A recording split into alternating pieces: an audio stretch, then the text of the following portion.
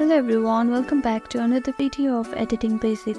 In this tutorial video, we are going to learn how to add a table in Canva. First step is to open your browser and open Canva.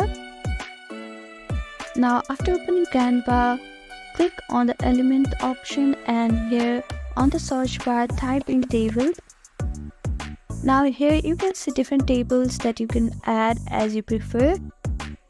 And after adding a table, you can edit on this. You can type in any information here, and also if you right click, you can see different options that you can edit on the table. You can add a column or delete a column, or add a row or delete a row.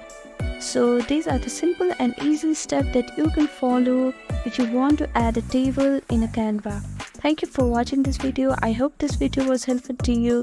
Please do like, share and subscribe to our channel, and don't forget to comment down below if you have any queries. Thank you.